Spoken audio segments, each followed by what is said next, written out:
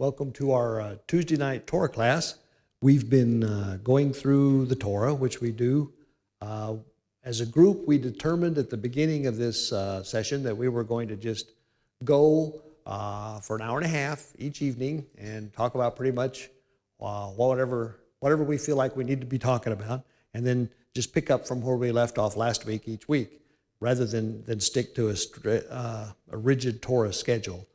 There's advantages and disadvantages to both, but we decided to do it this way, and we're just about finished with this cycle. We're in Deuteronomy chapter 19, and we've gone all the way from the beginning. Some people have been here the whole time. It's taken us a little over a year to get through it. Let's see, my job is to facilitate. My wife likes to tell me, my favorite statement is moving right along. So I usually, once the horse we're beating is well and truly dead, I move on. So we do go down a fair number of rabbit trails, but I feel like we need to get through the Torah. One of the things that I've learned, and I've done this for, I shouldn't count, but I'm sure 15 or 16 times now, is every time I go through it, I learn something else. And it helps. The way the analogy I've got in my head is everything we believe is built on the Torah in some way, shape, or form. I mean, one of the things Ralphie's discovering in his in-depth teaching on Shabbat is that he's going through the book of Matthew, and every time he looks at it, he ends up back in the Torah, because that's all Yeshua talked about, was the Torah. Everything's based on the Torah. And so what we're doing here is we're kind of going in all the little joints with the rocks and kind of making sure all the mortar's in just where it needs to be, and just kind of strengthening the whole thing. We're just getting more and more familiar with it. But I enjoy it a lot. Anyway, I hope you do too. Let's see. Let me open in a word of prayer. Well, Father God, thank you for the evening. Thank you for this group of people that found time in their schedule to come out and study your Torah. And I'd ask that you just be in our conversation this evening. We're here because we want to know you better. We want to know your word better. And I just ask that you help us to just be sensitive to your leading, to listen to each other as we ask our questions and as we state our opinions, and help us to really, truly grow. Help us to realize that this Torah is miraculous. It is certainly far greater than we are. And I just ask that you'd help us to give it the credit that it deserves. Help us to understand that you're God and we're not, and that we need to understand you, and this is the best way we have to do that. In Yeshua's name, amen. So, the way we typically do it, as you remember, is we just read through a section and then we talk about it. I have these questions in the workbook, and the questions are meant to do nothing more than stimulate discussion. So, we'll start. Let's see, I should talk about where we were last week. Last week we ended on a particularly interesting one, the last little part of chapter 18. The last few verses of chapter 18 were, in my little sections, says the prophet. And we talked about how it was such an obvious prophecy for Yeshua. And we went through that, and I'm always interested when it works this way, because it tied right in with what Mark was talking about on Shabbat. And it's, anyway, I thought it was a great place to end. Now, I have to confess that as I look through what we have to go through tonight, there's nothing that really jumps out at me as, boy, this is going to be exciting. But we want to read it all, so we're going to read it, and I'm sure we'll find something that's, one of you is going to say, wow, look at that. I'm going to go, I didn't ever see that. So we'll start in chapter 19, and somebody want to read chapter 19, starting at the beginning, and we'll go through verse 14. Deuteronomy chapter 19, verse 1 through 14. Does somebody want to read that? Alfonso. Are you there? Or Mike, anybody. You just barely waited for you to come in the door and sit down. Waiting for you to come and read. So you're going to use your best Samuel L. Jackson voice, right?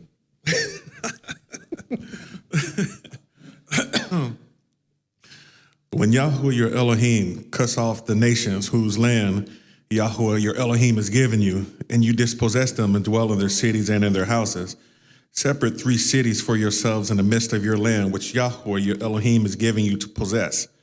Prepare a way for yourselves and divide into 3 parts the border of your land, which Yahweh your Elohim is giving you to inherit, that anyone who killed someone shall flee there. And is this the matter of the one who killed someone who flees there and live?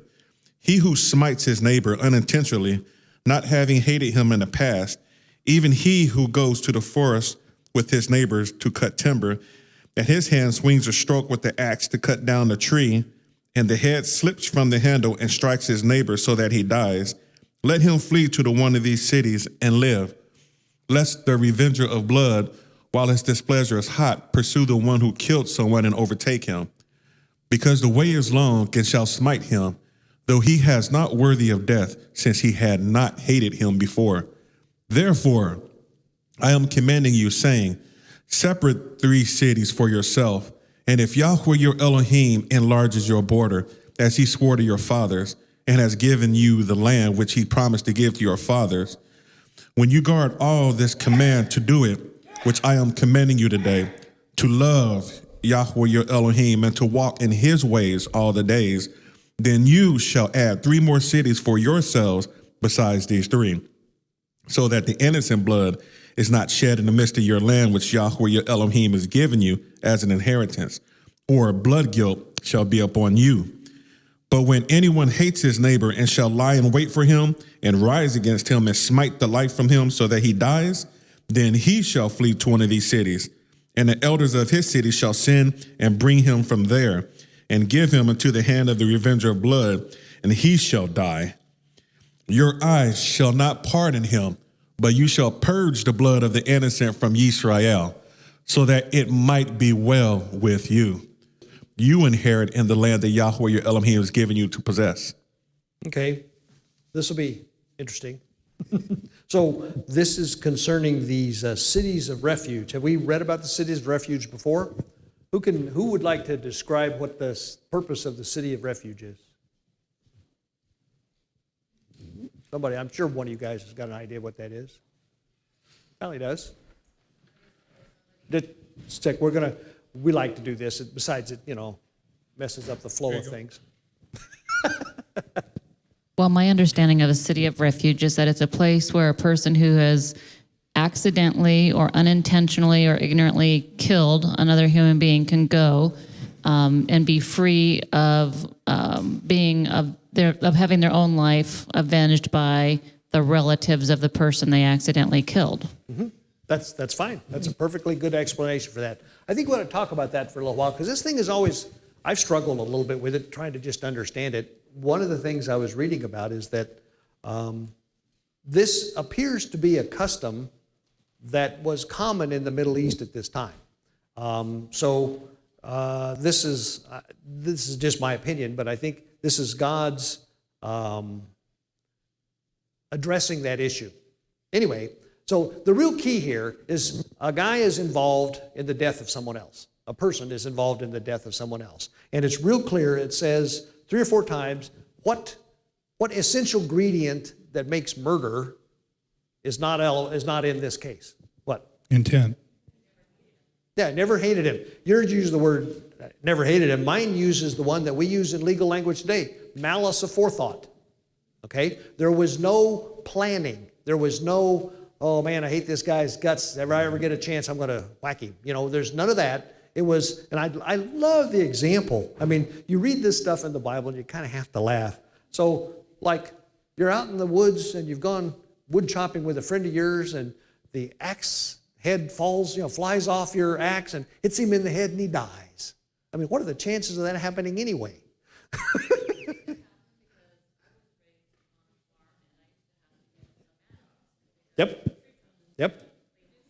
Yep. Oh, they do slip off. That's true. It could certainly happen. But I think the interesting thing is that that's a good example to explain what he's talking about when he says malice aforethought or there was no hatred. It was an accident. And like I say, today's legal language, we call that manslaughter, right? Do you have some, John? Well, I just look at the end of 8. Or is it 6?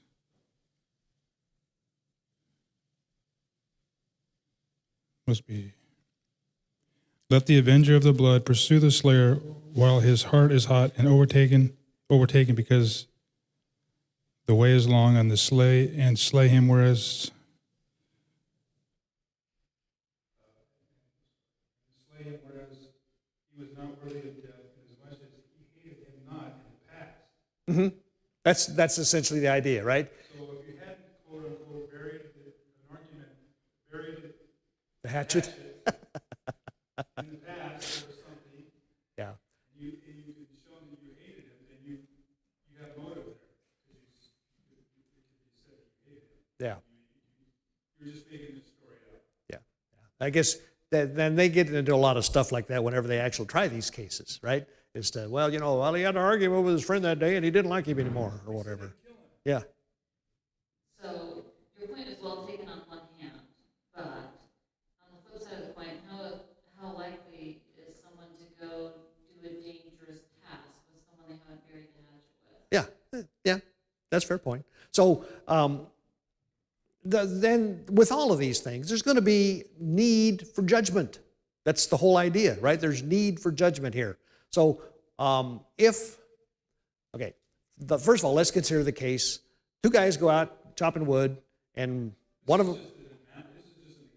Sure it is. Sure it is. But two guys go chopping wood, and one of them comes back and says, "Oh man, the other one, my buddy died. The axe flew off the handle and hit him in the head, and he's dead."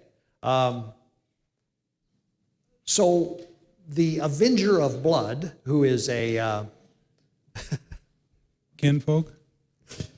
the avenger of blood is typically a close relative, and I think the way I understand it, the custom is that this close relative can legally demand the life of this guy that caused the death of his relative, and so that's what they do. That's the avenger of blood. You shed the blood of my cousin, brother, whatever, so I'm going to shed your blood and whack him. Go ahead.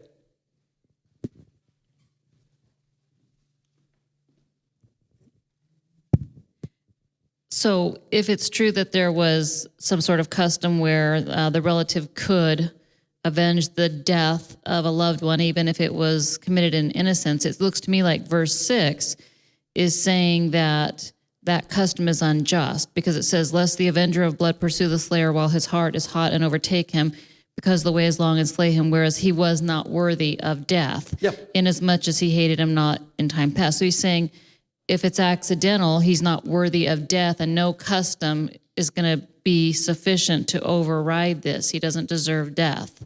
That's exactly the way I read it too. And that's why I say I think part of this is God's effort to put this custom where it belongs. Now, if the man is truly guilty, or the person is truly guilty of murder, what does God prescribe? His death. You have to, in order to atone for the death of an innocent person, the death of the person that killed him must be spilled. Okay, that's the way that's typically stated in the Bible. So if the guy's really guilty of murder, then he deserves to be put to death. However, unless someone witnessed it, or it requires judgment. It doesn't just automatically happen. However, if the person is to be put to death, then the person that typically puts him to death is this avenger of blood.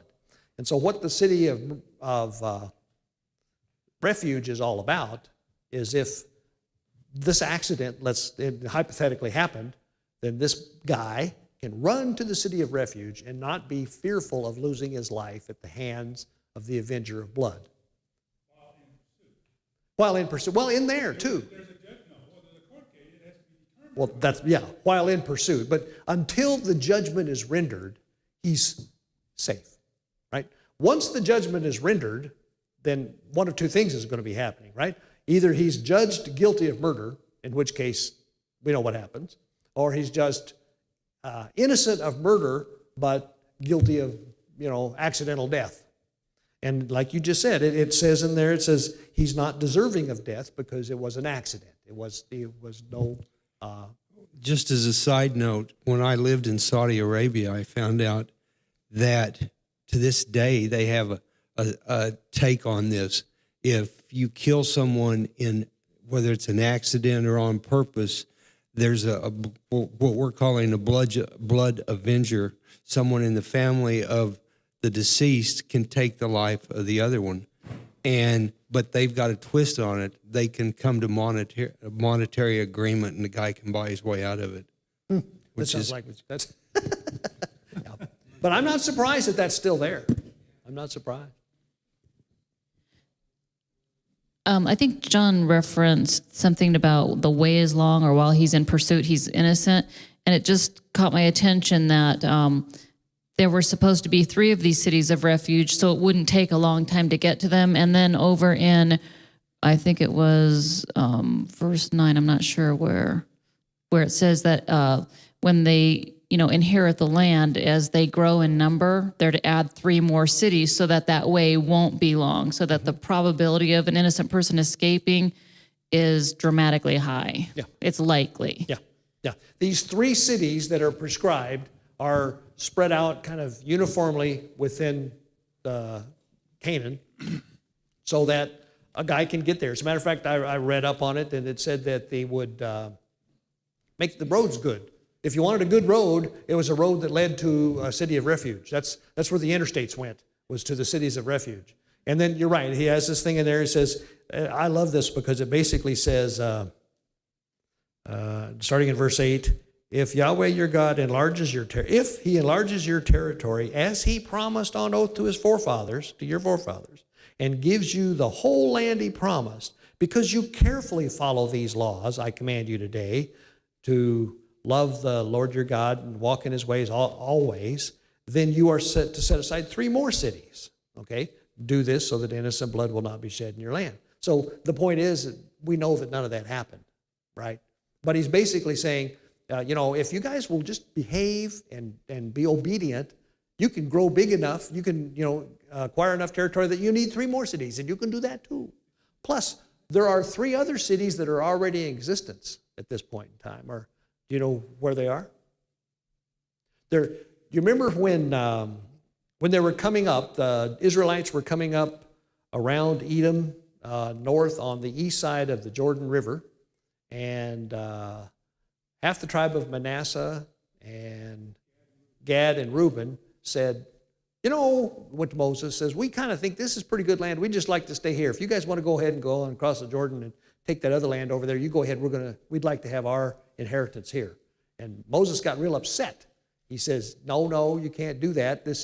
We're all in this together, haven't you learned the lesson of the 12 spies and on and on? He got real upset. And then they said, wait a minute, you misunderstood.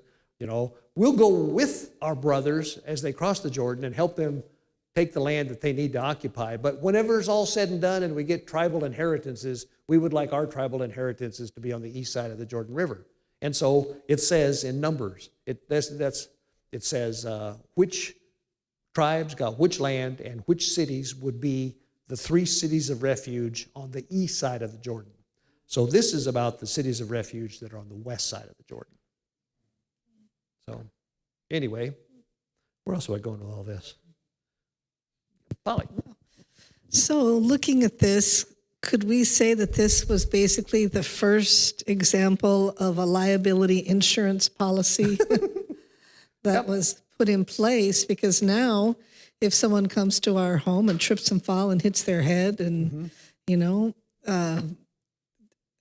fatality occurs, the avenger of blood or the relative, now wants to seek. Yeah. So Certainly. we have a life insurance policy now that protects us from. So this, in some form, is some kind of an insurance. There's liability insurance policy. There's even a more specific one about insurance here later on. But yeah, that's a pretty good one. John? Well, so a couple of questions. I think today most people look at this and say, this is kind of odd. Mm-hmm. And so to do this today, I don't know, even in the common law, if we were to embrace the common law, maybe we would enforce this. I don't know. But if that's the case, that it isn't really what the intent is now, or we have a different, what I'm getting at is we who have a renewed covenant, a renewed spirit in us, like it says in Jeremiah 31 through 35, does that not apply now? Because we wouldn't do this. We wouldn't avenge. We would let the justice, legal matters follow no matter what. What you're saying is, I wouldn't avenge my brother. exactly, as I'll put it this, New Testament believers, we wouldn't ever be avengers of blood. Right. Well, we would still, it's not saying that there wouldn't be a legal action taken to determine whatever it was, but I'm going to wait for the law to decide not whether or not he can run fast or not. Yeah, yeah. And I can run faster. That's a point of view I can understand. Well, and then tied into that, if he's proved not guilty of murder, he's still punished. What's his punishment? Stay there in house arrest if you will. Until The high priest dies or whatever. So who is our high priest? In which case we'd be in house arrest forever, right? Well, or that pursuit. But I'm suggesting if Yeshua is our high priest and he's died and resurrected, therefore this avenging our brother doesn't apply because he's our high priest. Just throwing it out there. That's a thought. Yeah. Law still applies. You still have to have a legal determiner whether the guy was guilty or not. I might not have understood John's point, but I think when I'm looking at verse 6, what's standing out to me at this moment is that there's always going to be a need for cities of refuge. I actually think it's a shame that we don't have them in the United States, and I don't think being a believer negates the need for them. How would they work today? Well, before I get to that, let me just go back to verse 6. It says, lest the avenger of blood pursue the slayer while his heart is hot.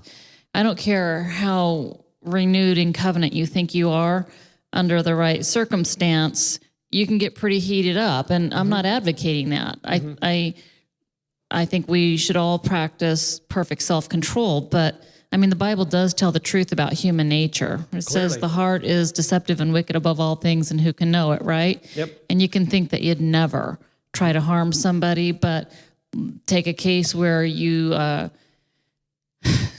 don't know, maybe a case where you see somebody committing adultery with your wife or raping, and there aren't two witnesses, and maybe there isn't a way to get two witnesses because that was the only way you could accuse in the Old Testament. Yep. You know, in the heat of passion, you can do all kinds of things. You know, I don't know how to explain it, but the thing that's standing out to me right now is one, we always need protection for our own selves. So that we don't do something drastic. And that might sound like, God, why is she saying that? No, I've never done an act of violence to another person. I've never even wanted to. But what I'm trying to say is it's here in the Bible that when a person loses a loved one, that they can become heated up and become determined to take vengeance. And this is as much a protection for the person who accidentally kills as it is those who would want to avenge the death, because it keeps that person from becoming a murderer. This law would keep me from becoming a murderer if it came right down to that. Do you see what I'm saying? Yeah, I do. I think couple things. I think one of the things that was going on here was something that Marvin kind of alluded to a little bit. Back at this time, if one of your loved ones were to die, almost at the hand of another, regardless of the circumstance, somebody in your family had a get out of jail free card, could go kill him. And this whole thing is designed to prevent that, or to certainly prevent it except in the case of murder. So I'm agreeing with you in that sense. But on the other hand, where we live in society today, the whole legal system is built that way. You know, you're not allowed to take vengeance in your own hands. The legal system does that. So just because you saw someone do some horrible crime doesn't give you the right to go avenge that crime. Vengeance is mine, saith the Lord. Right? I mean, it's I think what it's really trying to do is to prevent what you just said from. I'm agreeing with you.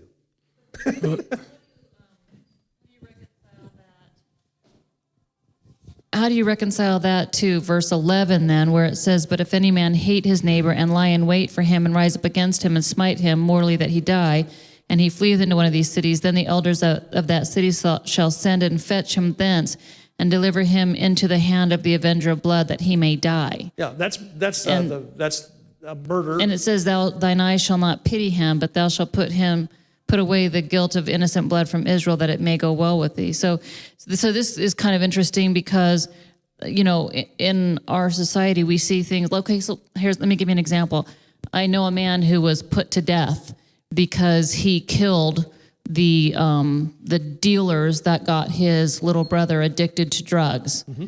And so in my mind, that man was innocent. Mm-hmm. I mean, I don't advocate killing a person, but when the law won't take action, I totally understand why he did it. Mm-hmm. Anyway, so where I'm going with it is that verse 11 clearly does say that if there's proof positive that the man was guilty and that he intentionally did it, that the relative can avenge. And well, it's not just can, should. Yeah, and this the brings relatives, up, that's the relative's job, is to carry out the penalty of death that's been decided by the judges. Well, and this is interesting, and maybe this is too much of a rabbit trail. So if it is, it's not a hill I'm ready to die on or anything, but this brings up the subject of acts of terror. Maybe that's too controversial, but a lot of people think that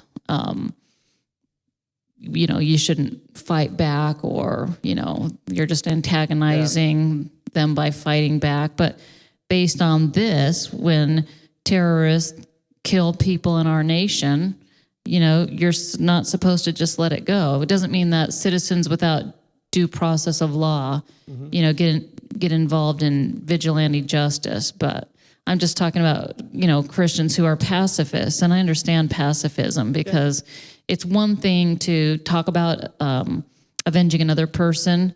It's easy for me to say that, but if you put the gun in my hand, I don't think I could pull the trigger, even though intellectually I assent to it. Mm-hmm. Yep, I understand what you're saying. None of these issues are black and white. There's no two ways about it. John? Well, the end of that, which she's reading there, is the claim of manslaughter is not valid. You're a murderer, because that's what the facts say. So that doesn't go away. Yeah. Well, like I say, what you were reading, mine's a little different, it says, but if a man hates his neighbor and lies in wait for him, assaults and kills him, and then flees to one of these cities, the elders of his town shall send for him, that is, the town where he committed the murder, shall send for him, bring him back from the city, and hand him over to the avenger of blood to die. Now, typically that was done by stoning, and the first guy that threw the biggest stone was the avenger of blood. And not only was he allowed, he was required to do that. Okay? Pursuant to the Torah, that's called murder. He murdered him. Yeah, it's not, and it goes even farther, and it says, show him no pity. You must purge Israel the guilt of shedding innocent blood so that it may go well with you. In other words, God requires the shedding of the blood of one who shed the blood of an innocent person. It's that simple. And that's really what it's getting to. Yeah. Just another thought. You said, well, we should have sanctuary cities. Well, there's people who claim we do. Yeah. I think they're illegal. I think they're abusing. They're claiming things that are in the Bible, which they don't. I am having a hard time believing they follow. And they're saying, well, we're going to use this word, sanctuary cities, to allow people to do illegal acts. Mm-hmm. Yeah. So I think that's an abuse of. Here. Yeah, that's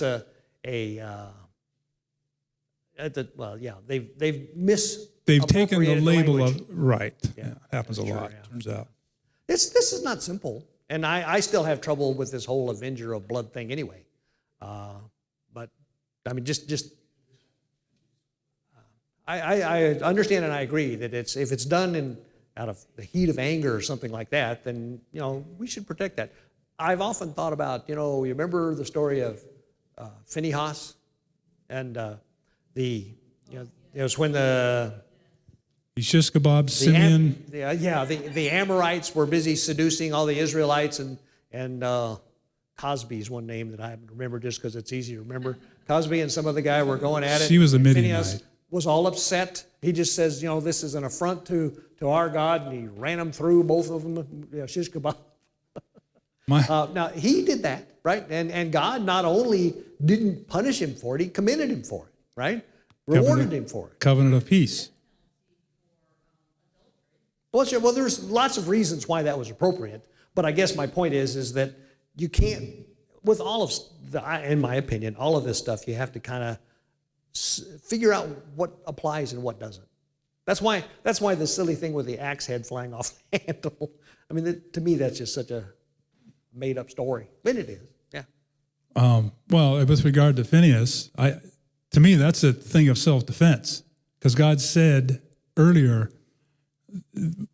if the other tribes commit crime, I'm not going after them. I'm going after you guys. You guys are in charge. That's true. And so he was offending. It was a threat to Phineas's life That's a good point. from God. Yeah.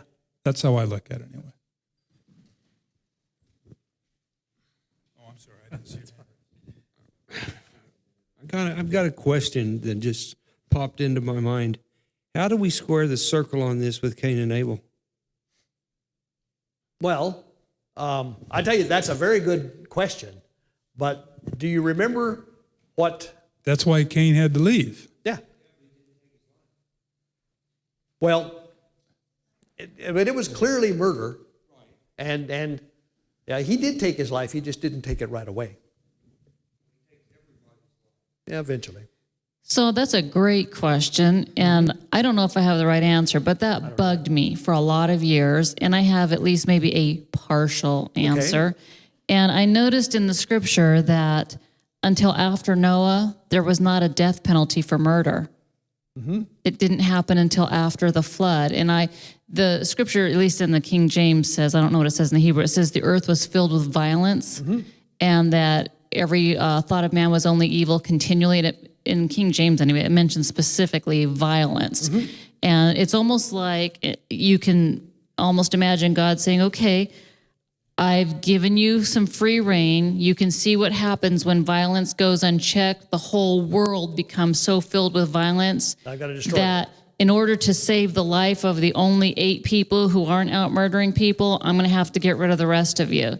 And so after that is when the death penalty was implemented. The other thing that's a possibility is that, well, no, that's not true. I was going to say maybe with Cain it wasn't premeditated, but it was premeditated because God goes to him and says, you know, why are you wroth? Why is your countenance fallen? All that stuff. But anyway, whatever the correct interpretation is, it is interesting that it was not until after the flood that the death penalty was instituted, and that command was given directly to Noah. I think it's Genesis 9. Yep, that's a good point. And what did Cain do? He went and built cities, like a city of refuge, I wonder. It's interesting, too, that God said that if anybody touches Cain, they themselves will be punished.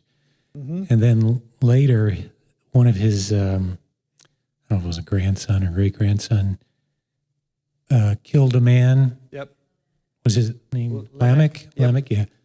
And he from the way I understood it, he was almost in a tone of arrogance saying, if Cain, is, released from, not guilt, but, punishment, then let me 7 times as much be, I know what you're saying. Yeah. It occurs to me. And it that just seems like, I don't know.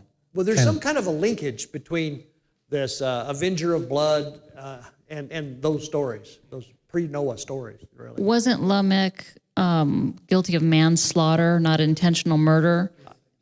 It could be. I don't Yeah, but it recall. was he said didn't he say that he had been wounded and like it was in self-defense or something? I don't know. I don't know either. But, yeah, I guess I'm going to cut the rabbit hole off. Cut the rabbit hole off. Just because we can go down that path, but I don't know to what end. I wanted to get to one other little point, though, and that's in verse 14. And this is for wounding me. Okay, killed a man for wounding me. So that would be a above. That's a sin, if you will, to kill a man for wounding you. That's not right. Well, anyway, let me go on. I'm going to move on. Verse 14. Do not move your neighbor's boundary stone set up by your predecessors in the inheritance you receive in the land that Yahweh your God is giving you to possess. What is that doing there? Yeah, no, but why is it there in this story? Well, if you change where the cities of refuge are, I guess. I mean, that's the connection back. Could be. That's I kind don't of a have an answer stretch. for this. I was just That's wondering if kind of a anybody else could stretch, see what that's doing there. Yeah. Who? Okay, so this is going to sound crazy, but we actually had an experience like this in my family. My parents decided to my mother actually decided to give an early inheritance to her children. And so my parents bought 80 acres. It was beautiful, had year-round creek and, springs, and it was gorgeous. Anyway, so one of my sister's husband was a real jerk. And, I'm sorry, that wasn't very Christian. And he started actually claiming my parents' property as his own. And he would tell people that the boundaries were one place, like acres and acres more than they gave him, because they only gave him 2 acres. And so greed is a very powerful thing. Yeah, moving boundary stones is I was just struck by the fact, I'm always struck whenever you're reading along and you got a theme going of one type or another. We're talking cities of refuge and murder and manslaughter and all this, and then this thing appears. And, there's some reason it's there. There's some fit, but I can't quite get it. That may be it. John? Oh, well, there you go. Yeah, there you go. That could be.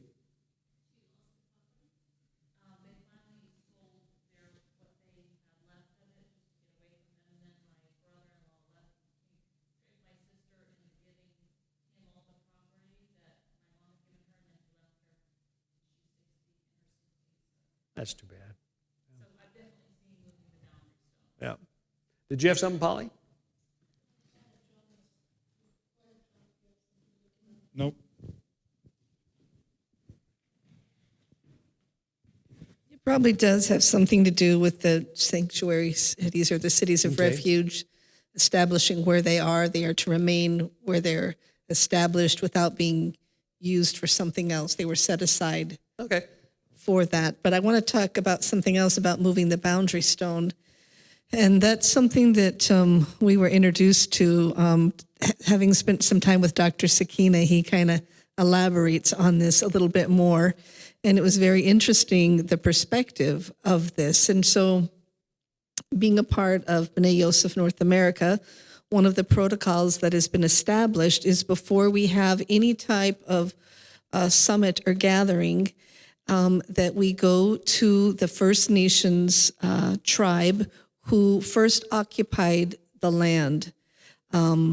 Here in Mesa, Mark and I, that's how we made the connections with Pastor Darlene of the Maricopa Pima Indian community with the Lieutenant Governor. And so we went to the Lieutenant Governor and respectfully acknowledged that your boundary stones have been moved, and asked for forgiveness for those that went ahead of us and moved boundary stones, and asked for their blessing that we would like to gather here. We are calling a summit of the nation, and we would like to meet here, and we would like your blessing upon it. And it was really, if you weren't a part of that ceremony, I think you got to be there, where they came and they pronounced a blessing over us. We pronounced a blessing over them, and a wonderful relationship was formed. And Dr. Sakina talked about the protocol that the Father established boundary stones from the beginning. They were given stewardship of land that, I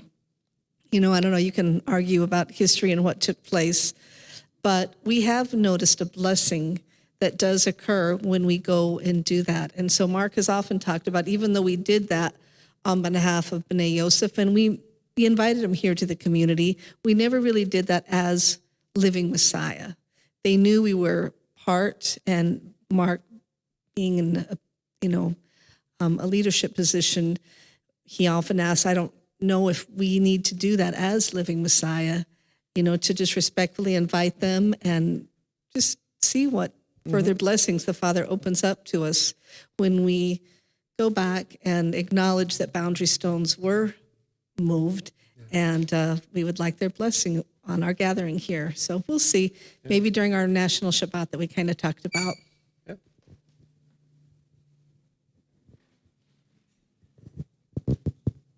the land being inherited to the future generations after the Jubilee is very important.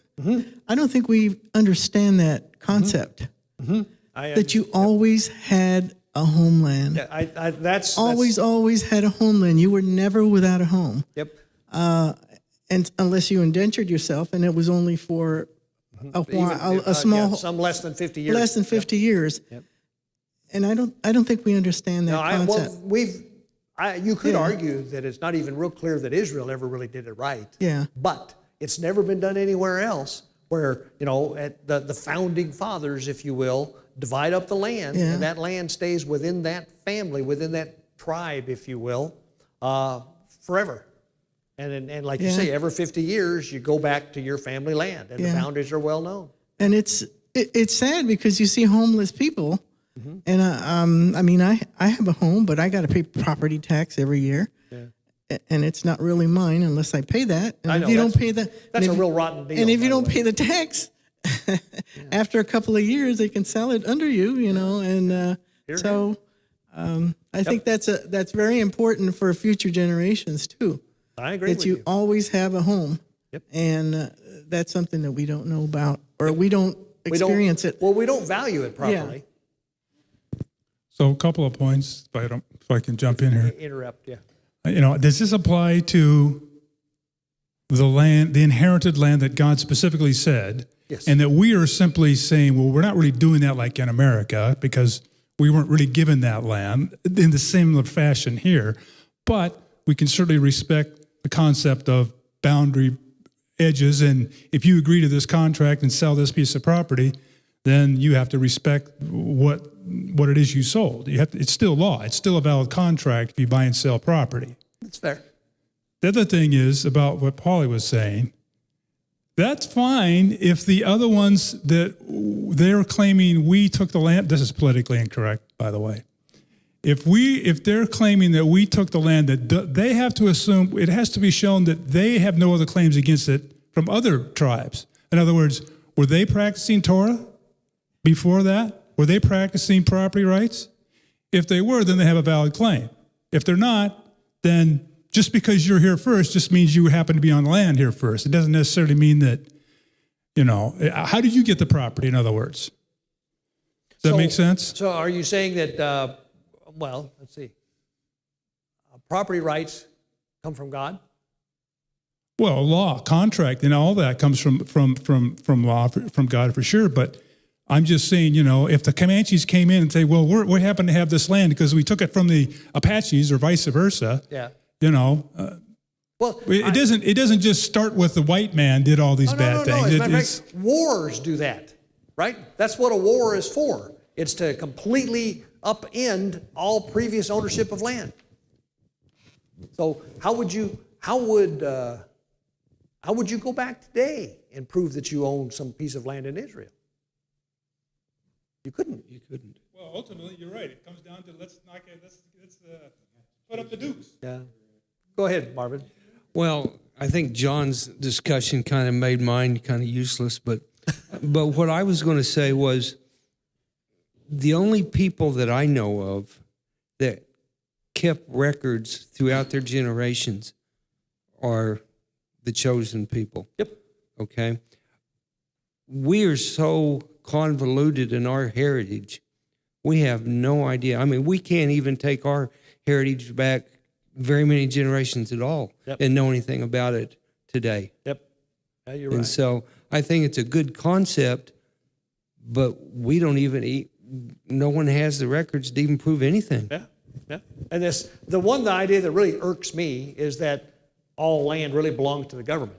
Well, I don't like that.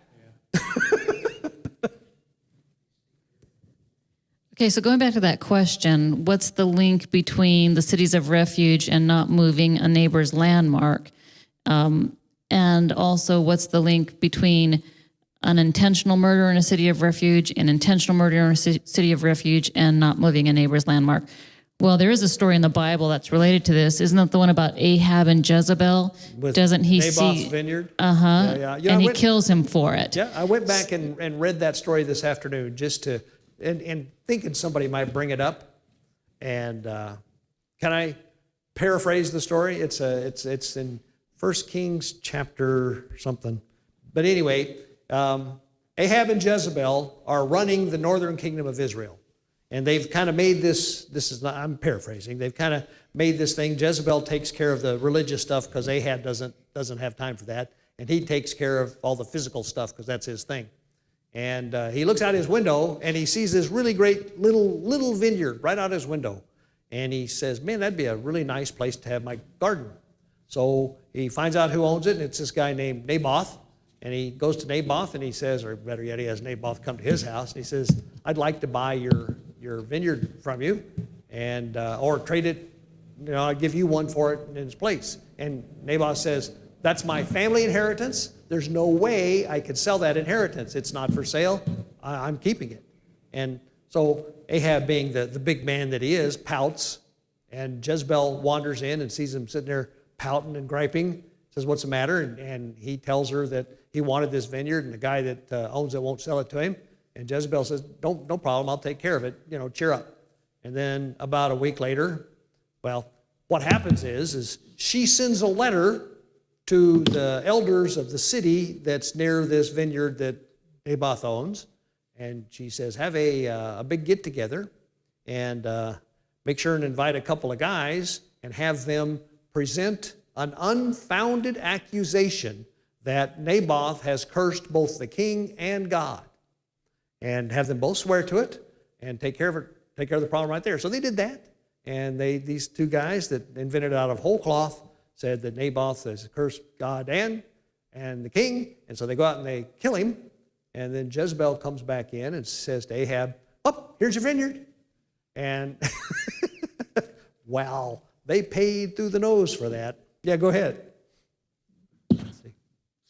Anyway, that's an example of violating people's property rights in the worst possible way. So it's interesting that you talked about them bringing in false witnesses, because that's the next verse. That's the next session. Yeah. 15. One witness shall not rise up against a man for any iniquity or for any sin in any sin that he sinneth. In other words, if he's complicit in the crime, he can't accuse someone of that. At the mouth of two witnesses or at the mouth of three witnesses shall the matter be established. But if a false witness rise up against any man to testify against him that which is wrong, then both the men between whom the controversy is shall stand before the Lord, before the priests and the judges, which shall be in those days. And the judges shall make diligent inquisition, and behold, if the witness be a false witness, and hath testified falsely against his brother, then you shall do unto him as he had thought to have done unto his brother. So shall you put the evil away from among you. So the thing that really stands out to me is, when I was young, the hardest thing for me to understand was that human nature had any type of real propensity toward evil. I thought that evil was learned. And I couldn't accept really that I had any inclination toward evil, because I was always attracted to being good. And I couldn't believe really that I needed a savior.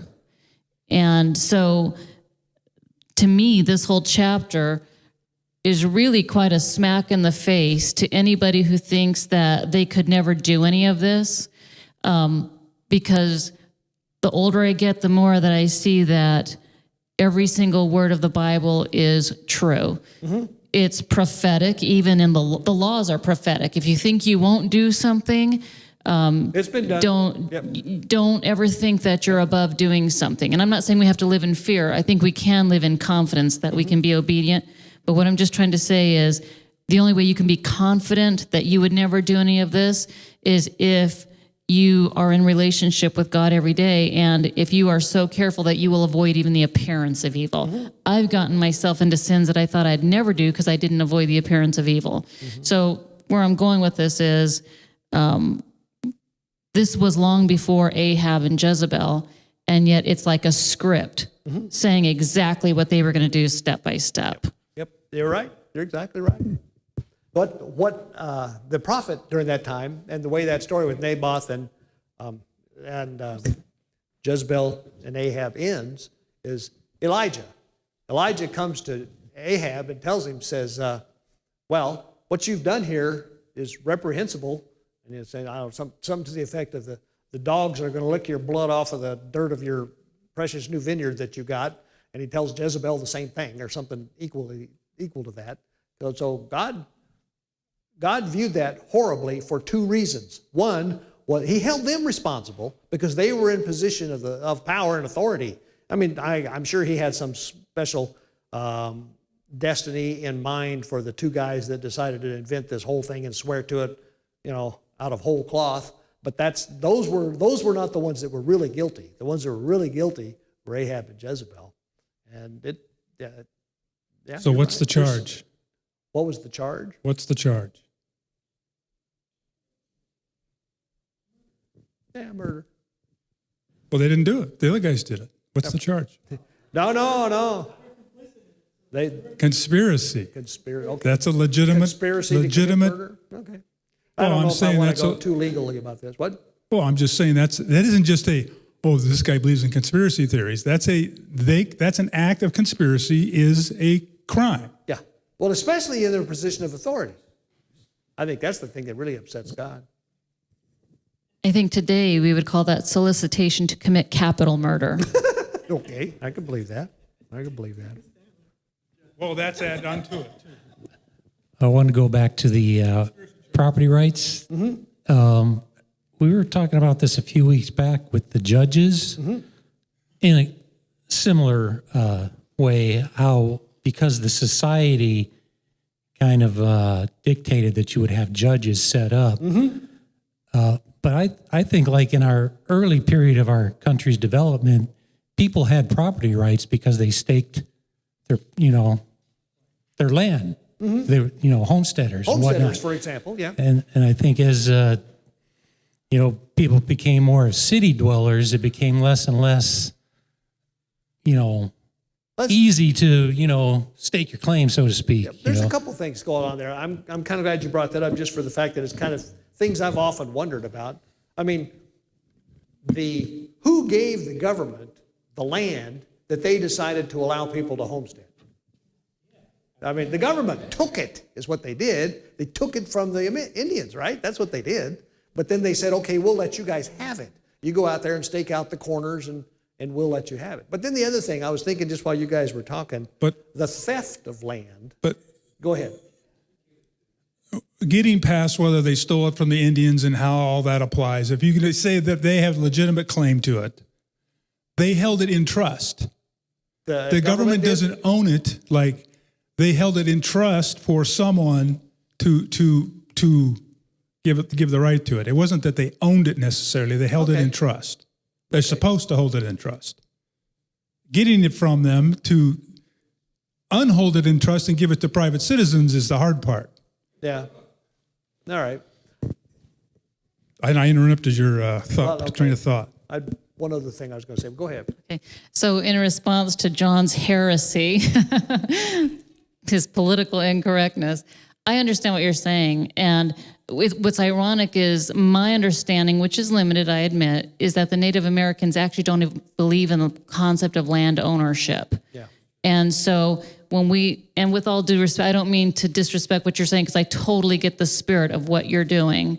But when we say that, your boundary marks have been moved, that's not totally true. Where it becomes true is that when the American, quote, government began to engage in wars with the Native Americans, and then as the, quote, victors, they gave the Native Americans reservations to live on. Then they took those reservations away. Now, I'm not justifying the war. I'm not justifying putting them on reservations. I'm not justifying it. All I'm just trying to say is the Native Americans did not have a concept of land ownership. As a matter of fact, they thought it was ludicrous that the white man had a concept of land ownership. And so where the concept of land ownership became a part of the Native American life was when they were placed on reservations, and then the reservations were repeatedly stolen from them by the ones who, quote, gave it to them. Well, those were the boundary marks that got moved. Like I say, wars upend everything. But the other thing I was going to talk about stealing land, about owning and protecting the land you have, it really all depends on a civil society. Because if you don't have a civil society, the only way you could own any land is to build a wall around it and fortify it, which is what they used to do. And defend it, yeah. That's what they used to do. Yeah.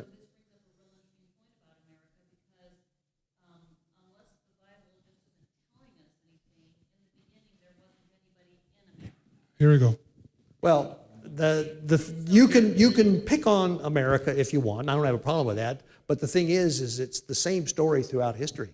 I mean, the Bible is complete with one people group getting dominant, becoming aggressive, and taking over another. And God judges them. He judges them over and over and over again. I don't see that as the pattern, because the Bible says explicitly that God gave every nation their boundaries. Like he says he gave the Moabites their boundaries. He gave the Israelites their boundaries. He actually calls them by name, and he says what their boundaries were. And like, for example, the Israelites were not allowed to take over the Moabites. Was it the Amorites or the Moabites? Which one was their cousins? The Lot's kids. That was the Moabites. The Moabites, okay. So there were certain lands that they were not initially allowed to take over. But there's also a major theme in the scripture that if any nation, whether they're God's chosen nation or not, becomes so wicked that they deserve judgment, then God will allow their enemies to rise up and take over their land. That's what I'm talking about. And so I don't think that's an example of unjustly moving the boundary. That's an example of God saying, okay, like with the Canaanites, I gave you 400 years from the time I told Abraham that I was going to give him your land. You've had 400 years of warning. You didn't take it, didn't take my admonition. You didn't change. Okay, so now Abraham's descendants through Shem are getting your land. Mm-hmm. Yep. But then what about those poor Amorites or Canaanites that said they had a legitimate property right there? They had a deed that says, I own this land. Okay, I can buy that. I'm wondering why and how Jezebel felt free to give Nabal's property just because he had died, because surely he had people inherited that was supposed to come after and take it over you're too. Right. I'm sure there would have been no problem given what they did. I mean, when you think about it, it took real guts for him to tell Ahab, no, I'm not selling it, right? And if you read the story kind of between the lines, Ahab would have paid him a lot of money for it if he had just said he'd take it. But he said, no, I'm not going to do it. So I'm sure that's what happened to the inheritors of Naboth's vineyard. Is somebody went to him and says, oh, sorry to hear about your poor uncle or whatever it was. We'll give you $50 for it. We'll give you something for it. And they were like, where do I sign? Yep. Okay. I just want to clarify. I'm not talking about ownership.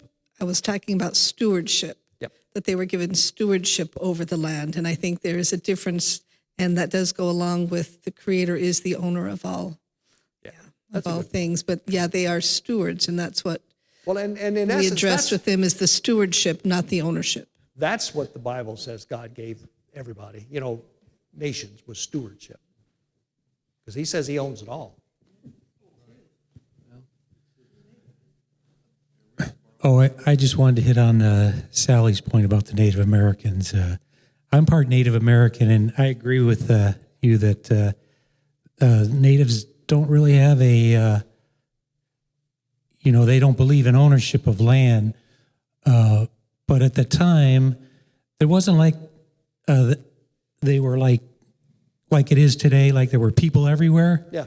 I mean, they're really, relatively speaking, there were very few natives living in the land here. And I don't believe personally that we stole the land from the Indians. Now, we might have taken it. Now, down the line, when we were taking the reservations, putting them on reservations, the tier of trails, all that stuff, that was well after, the founders, the settlers, like Pilgrims and people like that. They were religious people, God-fearing people. And I believe, that they came here because that's where God sent them, And, but I have the tribe. I actually belong to a tribe in New Mexico, the Pueblo tribe, and There's a plot of land on there that my grandfather owns, although he's not alive today.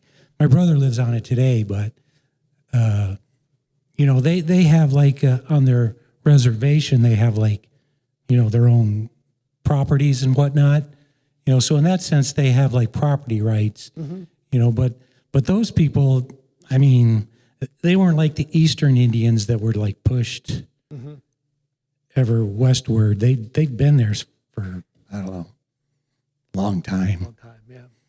Well, Before the white man even got there. I think the Spanish were there long before Americans were there. Yep. I don't have a good answer for any of that stuff, and I'm not trying to defend one side over the other, really. The whole thing, we screwed up. We're not on the land where we belong, in Well, the that's land of bottom Israel, line. right? Yeah, that's the bottom line, yeah. Well, I didn't have any idea we'd talk about that stuff for long. You want to go on? That's what he says. That's what he says. But steward rights it's still a property right. You have access. You have access may to the not property, Yahweh but- is the title holder of the land of everything, but for sure the land of Israel. But we have equitable interest in it or use of the property. That's still a right. It's still a property right. But as the ultimate owner, if he doesn't like what you're doing with it, If we're messing He up can his evict land, you. if we're not keeping the land Sabbath and doing the things he says to do about the land and practicing good biblical permaculture, he'll evict you. then you will go away. Yep. You will go bye-bye. Yeah. You will be evicted. Let's read about witnesses. That'll finish the chapter. I think you did too, but I'll tell you, do you want to read it, Pat? Read from verse 15 to the end of the chapter.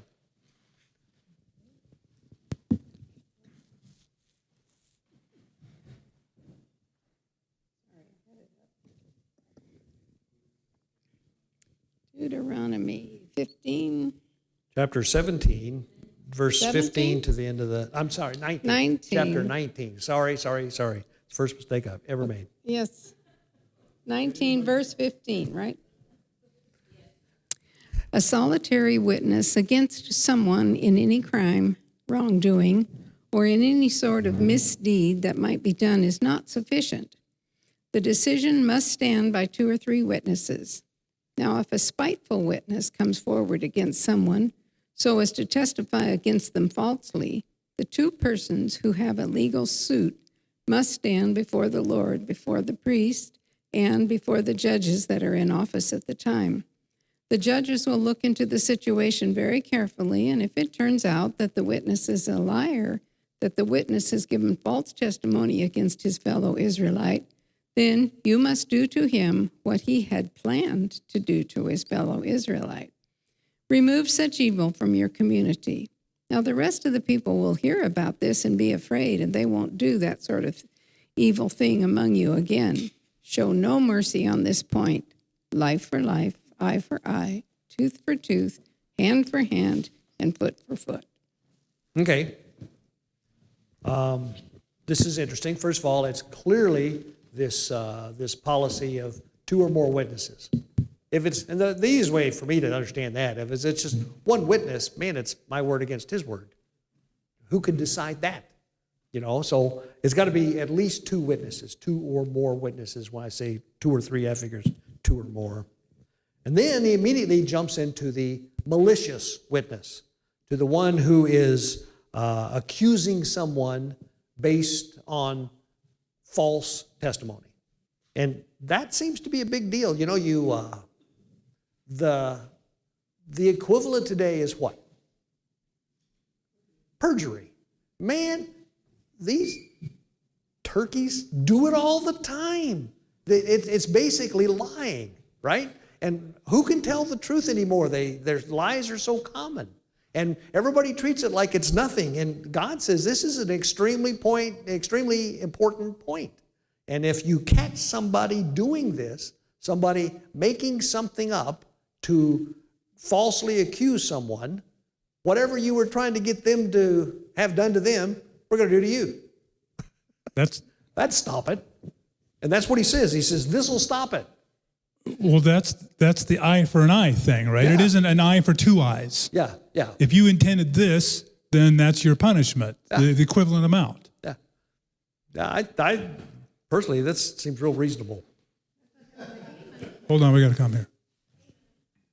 Yeah, it reminds you of Haman, Mordecai, and Esther. Oh, yeah. Oh, yeah. Yep. Hung on his own gallows. Yep. That's a good point. I like that one. Yeah. Did you have something? Sally, do you have a question?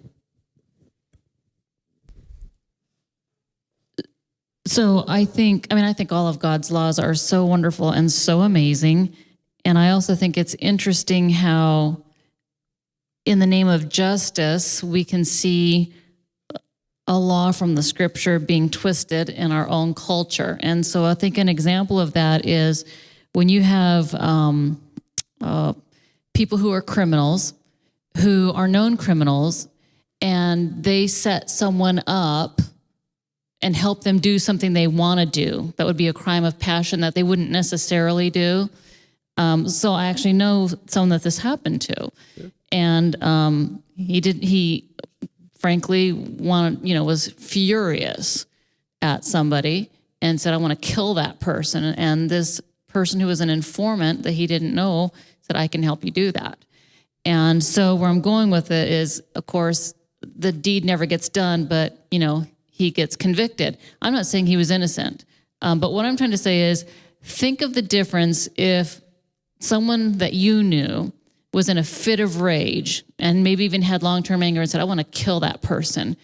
Think of the difference between a criminal who's a confidential informant who gets to stay free even though they continually do criminal things because they turn in other people, saying, oh, I can help you do that, and framing that person, versus that person saying that to you, and you as a believer in covenant with God saying, guiding them away from that. And do you see what I'm saying? Mm-hmm. So those people who are confidential informants and who get away with a continual life of crime, in my mind, are like these false witnesses. Mm-hmm. But they're never going to get the penalty inflicted on them that they help bring upon other people. They get to continue in their life of crime. And even if you watch all those different shows on TV, like The Closer, it's about a detective.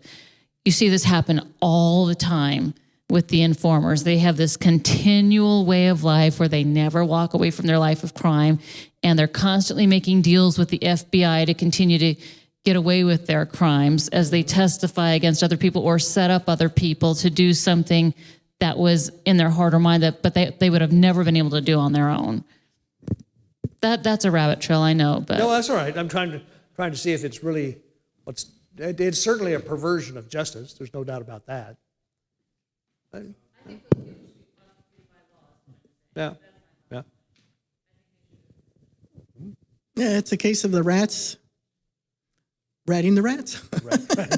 Yeah. But eventually Yahweh does take vengeance. Oh, he does. I mean, I have seen it personally in some individuals where they've done something and eventually it catches up to them, and you might be the only one that's privy to that information, but it comes around. Yeah. It's like the old boomerang. Yeah. It'll come around. Yeah. Yahweh will avenge. And it's righteous vengeance, so too. Yeah. I guess the thing that I really appreciate about this is that if we did this the way he suggested that we do it, then what he says is the rest of the people will hear of this and be afraid, and never again will such an evil thing be done among you. Yeah. So I don't know. The fact that people are so willing to lie is the root of a big bunch of our problems. John. So in my studies of all the places where it says truth shall be established by 2 or 3, it's almost always in regard to some sort of criminal act. Mm-hmm. You're trying to figure out how to properly adjudicate a matter. Mm-hmm. It isn't about, well, my theology is better than your theology, and I can prove it because I have 2 or 3 witnesses. Mm-hmm. That's not really that's an abuse of that concept and context. Yeah, I buy that. It is about judgment. Mm-hmm. I'm not saying if you have 2 or 3 good witnesses and you want to make a point that you have a good argument, but that's not the context of the Scripture. The thing that I've always wondered about is, what about the cases where an abuse or a crime is legitimately done and there are not 2 witnesses? What about in the case of a child who's molested? In general, children don't speak out, and that's what their predators count on. Well, so how is justice done? Well, let's see, how can I put it? God's justice works. This is us. This is ours. This is what he tells us to do. I don't know the answer to that question, of course, right off, in any good way, but that, I know that he'll take care of it in the long run. That's a pretty bad answer, but that's the truth. If that's symptomatic of a deeper ill, it's like the society itself is sick, right? Well, that doesn't mean that society itself isn't sick. Well, there's no we can't solve every problem. I mean, there's Sodom and Gomorrah, the blood cries out. Abel, Yep. His blood cries out. Crimes were committed. Yep. Sometimes they don't get properly adjudicated. If you don't do those things, more bad things will happen. So, I mean, I guess there's no guarantee that every act will come to fruition as far as judgment in your lifetime, but eventually, Yahweh has the books. He keeps the books. That's what I was going to say. You can guarantee that he knows and that he's keeping track. It may not happen quite the way we'd like it to. If we were teaching the Torah in our Christian churches, then a child would be more free to testify himself or herself against the other and find somebody else, the mother or the sister or somebody else, but we aren't teaching it, so they don't even realize they have that opportunity. That's a fair point. Plus, they, the government has taken the place of all of that stuff, right? Yeah. I think also people just don't fear God, because if you truly did, when you place your hand on that Bible and say, I swear, it's like, well, most people don't believe the Bible. Yeah. They don't really care, So also what John was saying, there's a passage in Revelation where the blood of the saints are crying out, when are you going to avenge our blood? And God says, just a little longer, just be patient. Yeah. So, I guess we just have to be patient. Yeah. Well, he does know. I mean, he's counted every single one. He knows everything that's gone on. Yeah. I would agree with Pat. If we lived in a Torah-gated community, there would be this possibility for this happening would be greatly reduced, it would seem to me. Well, want to go on? We still got some more time. Chapter 20. I'll read. Chapter 20 is not very long, so I'll read it. This one, we'll see how it goes. When you go to war against your enemies and see horses and chariots and an army greater than yours, do not be afraid of them, because Yahweh your God, who brought you up out of Egypt, will be with you. When you are about to go into battle, the priest shall come forward and address the army, and he shall say, Hear, O Israel, today you are going into battle against your enemies. Do not be faint-hearted or afraid. Do not be terrified or give way to panic before them. For Yahweh your God is the one who goes with you to fight for you against your enemies to give you victory. The officers shall say to the army, Has anyone built a new house and not dedicated it? Let him go home. Or he may die in battle and someone else may dedicate it. Has anyone planted a vineyard and not begun to enjoy it? Let him go home, or he may die in battle and someone else enjoy it. Has anyone become pledged to a woman and not married her? Let him go home, or he may die in battle and someone else marry her. And then the officers shall add, Is any man afraid or faint-hearted? Let him go home so that his brothers will not become disheartened too. When the officers have finished speaking to the army, they shall appoint commanders over it. When you march up to attack a city, make its people an offer of peace.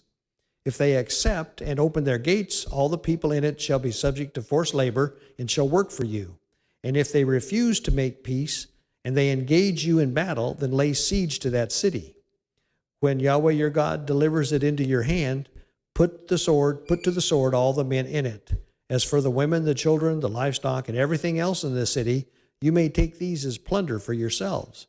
And you may use the plunder Yahweh your God gives you from your enemies. This is how you are to treat all the cities that are at a distance from you and do not belong to the nations nearby. However, in the cities of the nations that Yahweh your God is giving you as an inheritance, do not leave alive anything that breathes.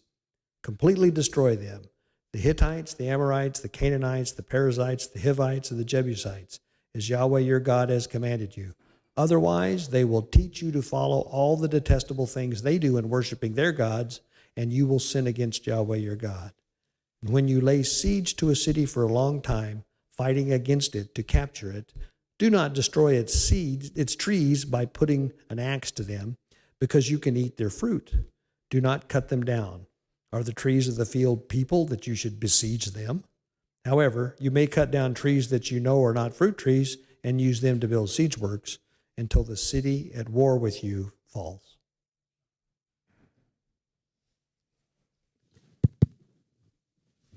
Before you jump to that, I was looking for a possible answer to Sally's question, and I think I may have one. So, Okay. in Exodus 34:7, the Almighty says, He's the one who keeps loving kindness for thousands, who forgives iniquity, transgression, and sin, yet He will by no means leave the guilty unpunished. He visits the iniquity of the fathers on the children and the grandchildren of the third and fourth generations.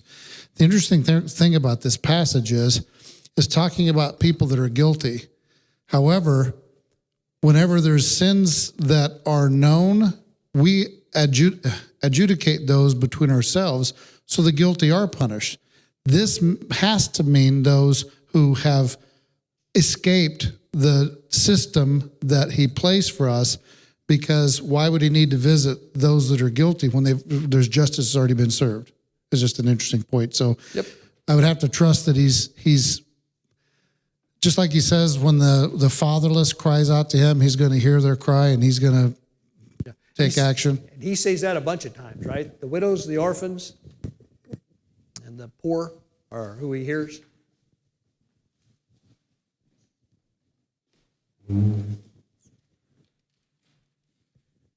I actually have a question about that passage, because a lot of, charismatics who, and I'm not knocking charismatics, I'm just saying they take that passage to mean that there are generational curses. And so let's just say somebody was an abuser of children, that would be passed on generationally as a curse. If there was a spirit of they would call it a spirit of murder, and that it would get passed on generationally. So I'm not sure what it means. So what you're in 34 what? 7. So it says, keeping mercy for thousands, forgiving iniquity and transgression and sin. Will by no means clear the guilty, visiting the iniquity of the fathers upon the... See, that confuses me, visiting the iniquity of the fathers upon the children, because there's a scripture, there's more than one scripture that says children aren't to be punished for the sins of their parents. So I'm...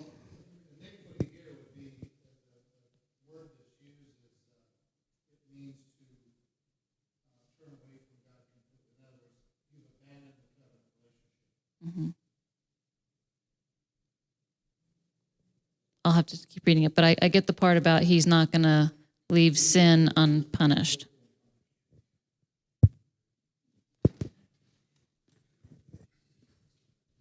Okay, moving on to war. Did anybody find anything interesting about what the priests and the generals say to the soldiers? Oh, my comment was going to be, there's a clear distinction between two types of people you go to war with. Oh, yeah. Yeah. As a matter of fact, if you don't read that carefully, you miss that. Right. Yeah. Well, they're allowed to treat the people of the neighboring nations in one way. What way is that? What happens when they go to war with some city in a neighboring nation? Nope, that's within the nation they're taking over. An offer They of offer peace. them peace first, and if they say okay, then they all become forced laborers, but they don't die.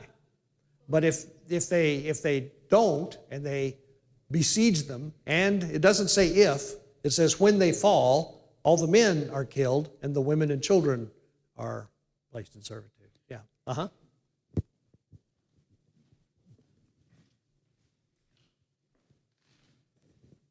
I thought to make a nation a tributary meant they paid a tax every year, not that they became slaves. Where do you see tributary?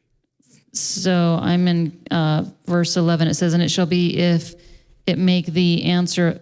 And it shall be if it make the answer of peace and open unto thee, then it shall be that all the people that is found therein shall be tributaries unto thee, and they shall serve thee. Okay. That means they pay To tax. pay a tribute is commonly thought of as to pay a tax. Mm-hmm. But to be a tributary is not the same thing, I don't think.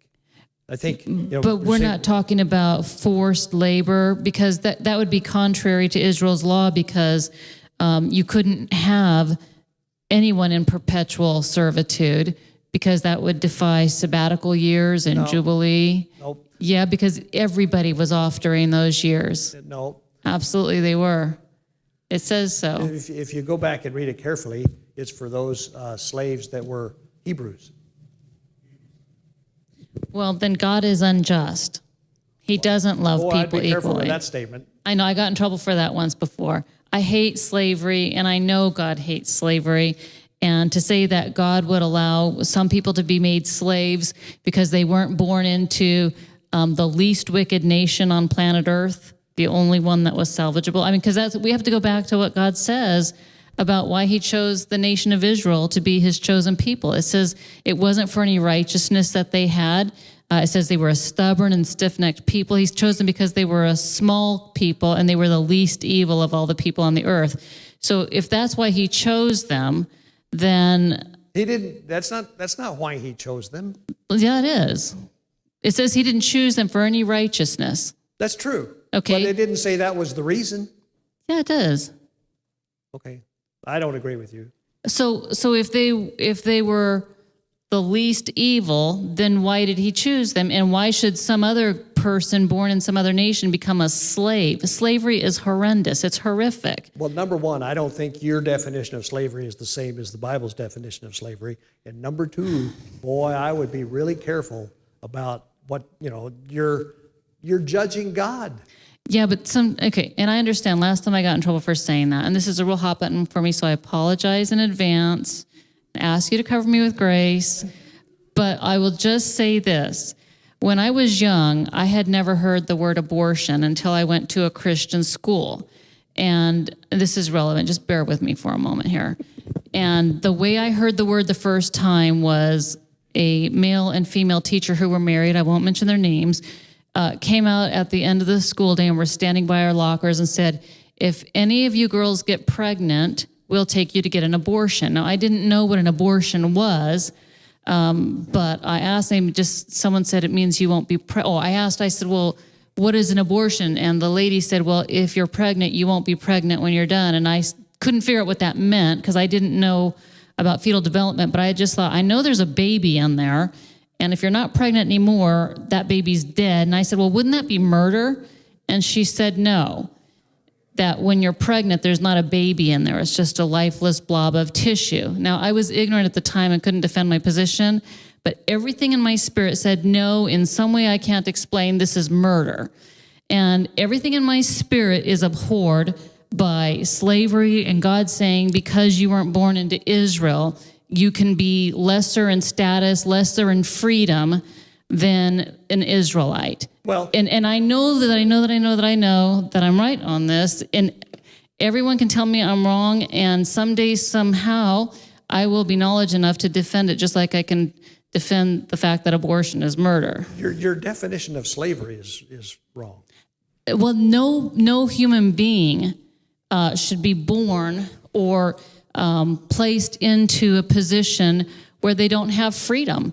If Jehovah says that I'm going to have this chosen people and they're free to go make other people less free, that's not just. Mark has something he wants to say. Can we look up the Hebrew word instead of going off on different? That would be very helpful, I would think. Yeah, so I was just, and we talked a little bit about this when this came up before, and that is, I think what we're looking at is in the scriptures, there is a volunteered, and I hate to use the word, it's really not slavery, but it's volunteered servitude versus someone that is forced servitude. For example, like the Egyptians, whenever they forced the Hebrews into forced servitude, would be different than someone who has sold, like the Egyptians sold themselves and gave themselves away because they were starving. They gave their stuff away and they sold themselves, volunteered themselves into this servant position. And I would have to say that a lot of these things come to the choices of an individual, depending on the choices that they make throughout their life.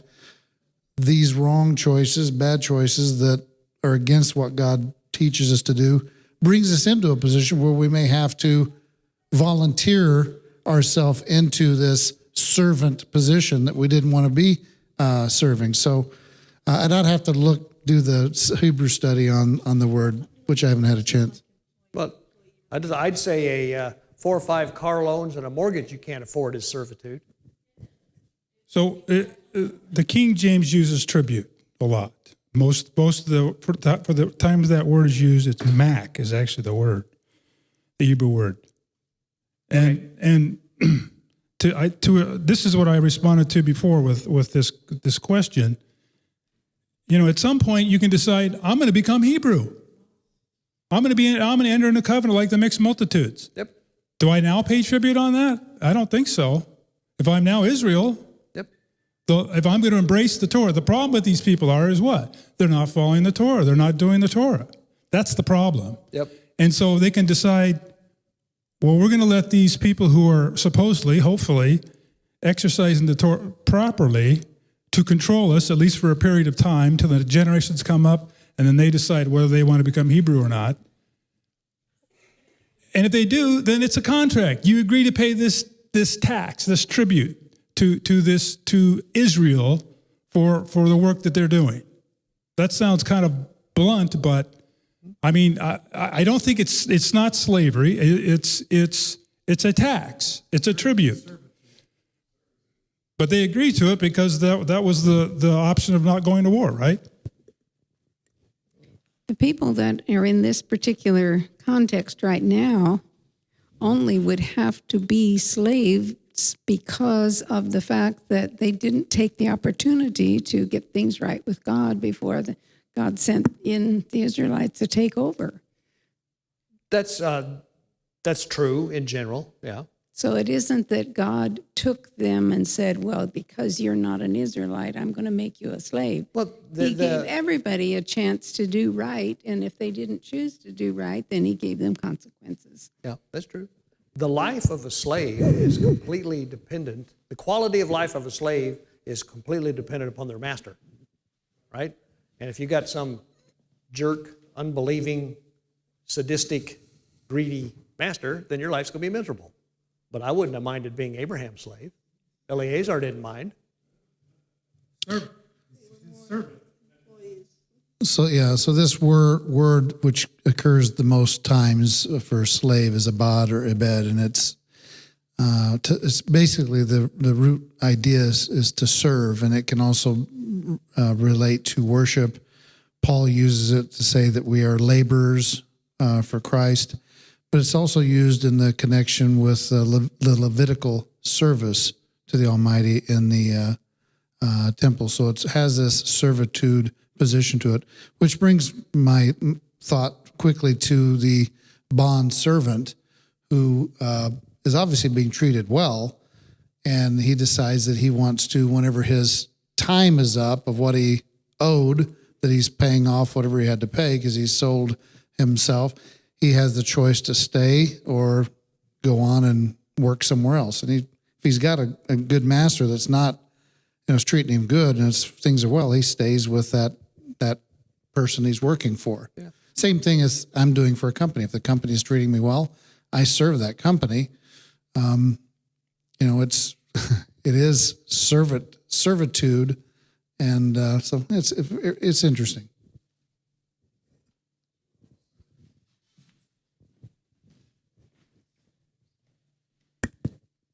Okay, just give me grace. Okay, you guys, you're all in covenant. I know I'll get grace from you here. Okay, so I just want to say one thing. It's easy to talk lightly about servitude, being a tributary, a bondservant, a slave, whatever word you want to use. But the concept of not being free is really abhorrent.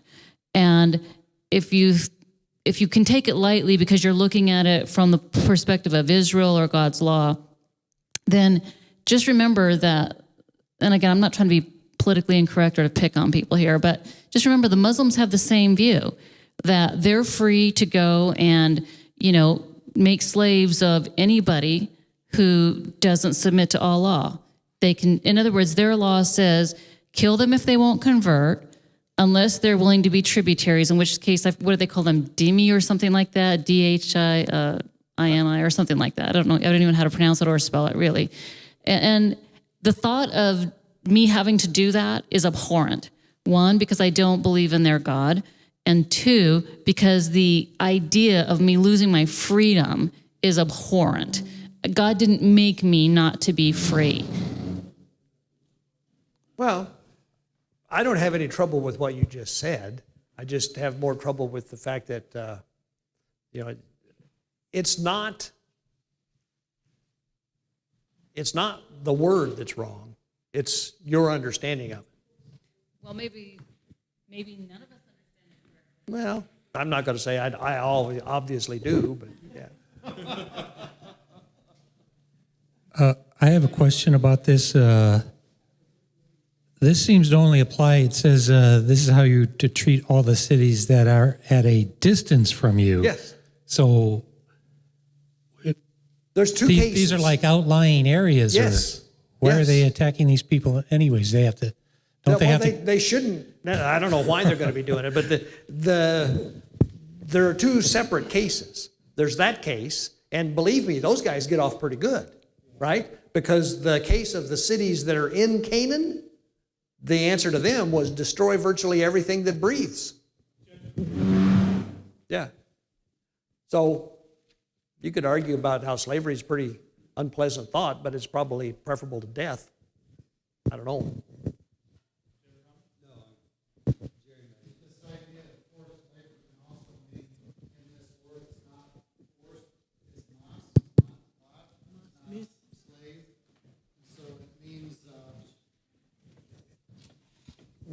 It can mean unpaid. Okay, well, it could be a tax. I mean, Well, I can understand that. I'm saying the person that was doing the labor is not given what he was owed. Okay, it's not a paid job. It's like having the peace of Rome. There's peace, but you pay for the peace to have the Romans keep the peace. Yeah. Well, we'll noodle on this some more. I'm going to think about what I've thought, and you think about what you think, and we'll go back and see if we come to any conclusions. Yeah. We're people that Yeah. I want to know the truth. I want to know the truth. Okay, thank you. Let me pray. Father God, thanks for the evening. Thank you for the discussion. Thanks for us and enabling us to grapple with these issues. Help us to consider these things in light of your word and in light of the way you want us to think. Please keep us safe. Help us to just follow you more closely as we go through the week, and keep us until we meet together on Shabbat. In Yahushua's name, amen. Thanks. Thank you, Jerry.